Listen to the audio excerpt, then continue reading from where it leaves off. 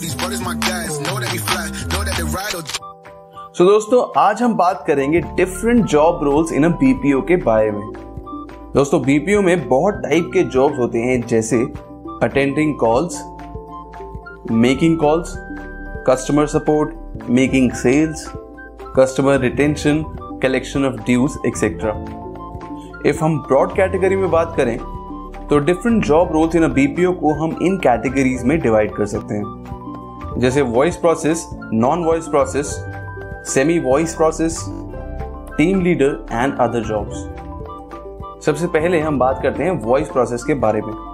सो दोस्तों voice process can be either inbound और outbound. Inbound process में आप कॉल्स हैंडल करते हो जो कि कंपनी के कस्टमर्स या प्रोस्पेक्टिव कस्टमर्स करते हैं। फॉर एग्जाम्पल एक टेलीकॉम कंपनी जैसे एयरटेल अपने कस्टमर सपोर्ट को आउटसोर्स करती है किसी एक बीपीओ को। सो जब आप उस बीपीओ में कस्टमर सपोर्ट डिपार्टमेंट में काम करते हो तो आपका काम होगा कस्टमर की कॉल्स को अटेंड करना टेलीकॉम कंपनी एयरटेल के बिहाफ पे। अब समझते हैं आउटबाउंड प्रोसेस क्या होता है। आउटबाउंड प्रोसेस में आप कॉल्स करते हो कस्टमर को। इसका पर्पस हो सकता है सेल्स करना, इसका पर्पस हो सकता है सेल्स जनरेट करना या पेंडिंग ड्यूज को कलेक्ट करना। अब इसका एक एग्जांपल लेते हैं। फॉर एग्जांपल एक सैटेलाइट कंपनी है जिसने आउटसोर्स किया अपने टेली सेल्स के काम को एक बीपीओ को।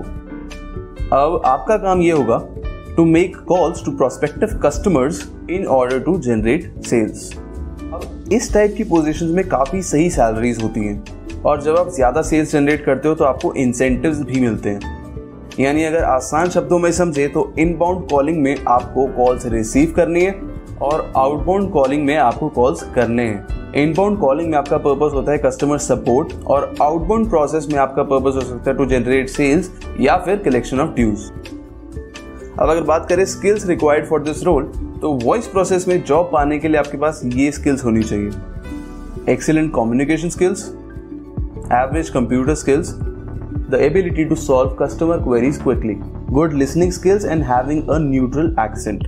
अब having a good accent से मेरा मतलब है कि आपके पास एक clear voice होनी चाहिए without any influence from the mother tongue you may have।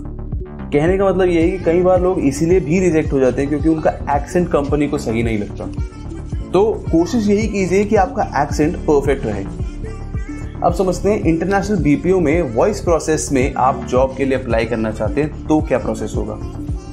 अब इंटरनेशनल बीपीओज में वॉइस प्रोसेस के लिए आपको यूजुअली नाइट शिफ्ट्स ही मिलते हैं। फॉर एग्जांपल आप ऐसा बीपीओ ज्वाइन करते हैं जिसमें आप यूके प्रोसेस के लिए अप्लाई करते हैं। अब सपोज कीजिए कि customer support centre starts at 8 AM and ends at 8 PM as per UK time, then it would be nearly 1 PM इन इंडिया जब आपका शिफ्ट शुरू होगा। इसका मतलब ये है कि अगर आप इंडिया में काम कर रहे हो तो आपका शिफ्ट शुरू ही दोपहर 1 बजे से होगा और शिफ्ट खत्म होते होते रात हो ही जाएगी। सो इफ आप इंटरनेशनल बीपीओ के लिए अप्लाई करना चाहते हैं तो आपको नाइट शिफ्ट्स के लिए तैयार रहना पड़ेगा। साथ ही एक बात ये भी ध्यान रखनी होगी कि आपकी सभी कॉल्स को रिकॉर्ड किया जाता है और उसके बाद मॉनिटर भी किया जाता है आपकी टीम के द्वारा कि आप कॉल्स कैसे करते हैं या आपकी कॉल्स में कोई गलतियां तो नहीं है। अब ये हो गया वॉइस प्रोसेस के बारे में। अब अगर हम बात करें नॉन वॉइस प्रोसेस के बारे में या बैक ऑफिस जॉब्स के बारे में तो दोस्तों मैं आपको बता दूं कि बीपीओ में सिर्फ कॉलिंग जॉब्स ही नहीं होती, उसके साथ बहुत से और काम भी होते हैं जैसे डाटा प्रोसेसिंग वर्क करना या एडमिनिस्ट्रेटिव ऑपरेशंस को संभालना। तो वहाँ पे हमें ज़रूरत पड़ती है ऐसे प्रोफेशनल्स की जो कि ऑफिशियल वर्क को सही से कर सके। दैट में include creating reports, preparing spreadsheets of daily sales, data entry in a particular software etcetera. अब ज़्यादा डिटेल में ना बात करते हुए इसे मैं आपको आसान भाषा में समझाऊं तो वो काम जो कि कंप्यूटर सिस्टम में हो सकता है जिसमें आपको direct face to face coordination नहीं करना होता क्लाइंट्स के साथ, उसे हम नॉन वॉइस प्रोसेस कह सकते हैं। अब समझते हैं कि नॉन वॉइस प्रोसेस के लिए आपको स्किल्स क्या चाहिए होती है। सो इस प्रोसेस के लिए आपके पास स्किल्स होनी चाहिए: good computer skills, communication skills, written skills यानी कि आपकी राइटिंग में ग्रामर मिस्टेक्स और स्पेलिंग मिस्टेक्स ज़्यादा नहीं होनी चाहिए। अब यहाँ पे गुड कंप्यूटर स्किल्स का मतलब ये है कि आपको माइक्रोसॉफ्ट ऑफिस की एप्लीकेशंस जैसे कि MS Word, MS Excel, MS PowerPoint ये सब सही से आने चाहिए। और गुड कम्युनिकेशन का मतलब ये है कि आप बहुत ही आसान भाषा में अपने कस्टमर को बात समझा सकें। A back office job requires you to have a good typing speed with minimum or no errors. उसके लिए मिनिमम 25 वर्ड्स पर मिनट की टाइपिंग सही मानी जाएगी। बात करते हैं नेक्स्ट प्रोसेस की, semi voice process. Semi voice process non voice process और वॉइस प्रोसेस का मिक्सचर है। इसमें आपको कॉल्स करनी होती हैं, साथ ही आपको ईमेल्स और चैट सपोर्ट के थ्रू भी कस्टमर के साथ इंटरेक्ट करना होता है और बाकी सभी रिक्वायरमेंट्स बिल्कुल सेम है जैसे कि मैंने आपको वॉइस प्रोसेस के लिए बताया था। अब बात करते हैं नेक्स्ट पोजीशन के बारे में, टीम लीडर। अब आप टीम लीडर के पोजीशन के लिए भी अप्लाई कर सकते हैं। टीम लीडर का काम होता है to handle a specific department और to manage a team and lead them to increase productivity and also keep them motivated.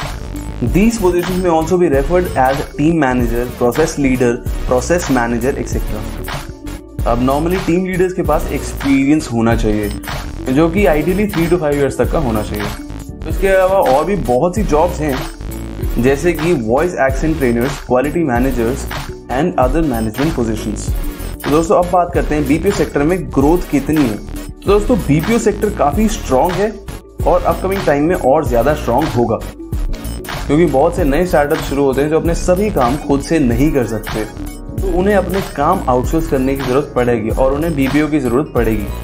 और बहुत सी ऐसी एग्जिस्टिंग कंपनीज हैं जो अपने ऑपरेशंस को एक्सपैंड कर रहे हैं, तो उन्हें भी बीपीओस की ज़रूरत पड़ेगी। तो इससे हम ये कह सकते हैं कि BPO sector is an ever growing sector. United states जैसी डेवलप्ड कंट्रीज़ की companies, India, China, Malaysia, Philippines जैसी कंट्रीज की कंपनीज को अपने जॉब्स आउटसोर्स करते हैं। रीज़न बीइंग कि यहाँ पे लेबर कंपैरेटिवली चीप है और यही मेजर रीज़न है कि बीपीओ सेक्टर की जो ग्रोथ है वो फ्यूचर में भी बढ़ती रहेगी।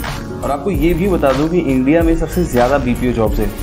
India leads the position with nearly 70 to 75% of the total market share of the total BPO industry. So India will remain the market leader. इसकी मेन वजह यही है कि इंडिया का आईटी सेक्टर बहुत स्ट्रॉन्ग है और इंडिया में लार्जेस्ट इंग्लिश स्पीकिंग यूथ है, तो इसी वजह से बाकी कंट्रीज के लिए भी इंडिया में काम आउटसोर्स करना एक बेटर ऑप्शन माना जाता है।